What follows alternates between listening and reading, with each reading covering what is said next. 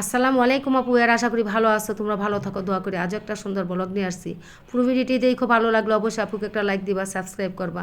তো এগুলা ভাও করে গুছায় রাখতে সময় লেগে গেছে বেশি, তো রাত্রে আর আমরা খাই নাই। তো পরের দিন দুপুরে খাবো, সেটা একটু দেখাবো। পুরো ভিডিওটি দেখো, ভালো লাগলো অবশ্যই আপুকে একটা লাইক দিবা, সাবস্ক্রাইব করবা। এগুলো এখানে গুছায় রাখবো। ওই ব্যাগের ভিতরে পেয়ারা আবার সিম আছে, সেটা একটু গুছায় থুমো। তা খাবার আনছে সেটা একটু দেখাইতেছি। তো এখন হইলো আর খাওয়ার আমাদের সময় নাই। তো রাত্র হয়ে গেছে, আবি যাবি দিন বইরে আমরা খাইছি, তার খাবো না। তো বাজারটা একটু দেখাইতেছি, খাবারটাও দেখাবো। পরের দিন দুপুরে খাবো, সেটা একটু দেখাবো। রাত্রের খাবারটা প্রচুর কষ্ট হয়, গ্যাস থাকে না আমাদের, গরম করে খাইতেও কষ্ট। তো এই যে খাবারগুলা এগুলা যেমন কাটা তেমন রাইখা দিমু, সকালে 4টা বাজে গরম করবো, তারপর আমরা আবার খামো। এখন এগুলা কেউই খামো না, ঠান্ডা জিনিস, প্রচুর ঠান্ডা হইয়া রয়েছে। তো এগুলা গরম খাইতে খুব ভালোই লাগে। তো এখন হইলো এই যেগুলা সব গুছাইতেছি, পাতিলে রাইখা দিব। তো 4টা বাজে আবার আমি ঘুম থেকে উঠি, নামাজ পড়ি যখন, তখন আবার আমি টেস্কা গরম করব। তো পরের দিন দুপুরে আবার হয়তো খাবো।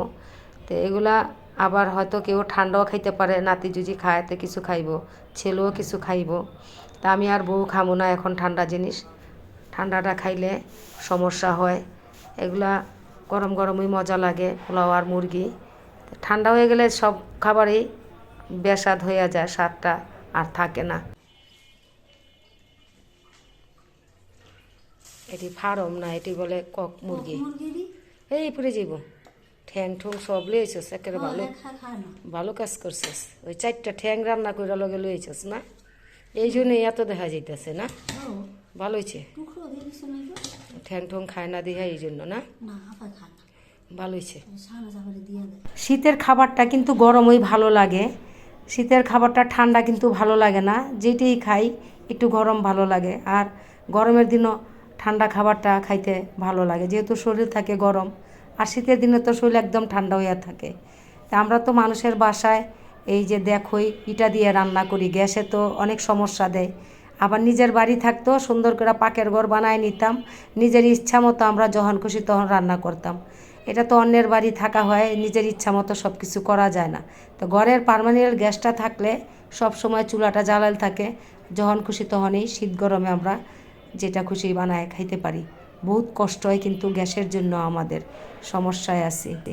নতুন আলু বাইর হইলেই ধইনা পাতা বেশি দিয়া এই আলুর দমটা বেশি খাই। রাত্রে যে আনছে সব খানা পিনা রাত্রে খাইলাম। আর একটু মাংস আছে ওখানে, শাশুড়ি বউ গাইয়া পেলামও, ডাইল আছে শুকনা মটর ডাইল, এই দিয়ে আমাদের।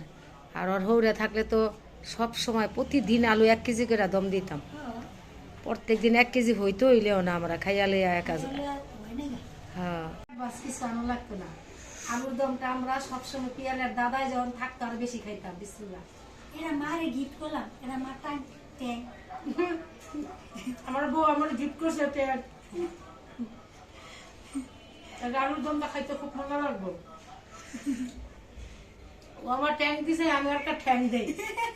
ও আমার ট্যাং দিছে আর আমি একটা ঠ্যাং দেই, ওই খারাপ করে দেই ঠ্যাংটা। ভালো, ধন্যবাদ মায়া, আমার একটা গিফট করছে। ধনিয়া পাতা জিরা বাটা দিয়ে আলুর দম খাইলে অনেক মজা কিন্তু। হ্যাঁ।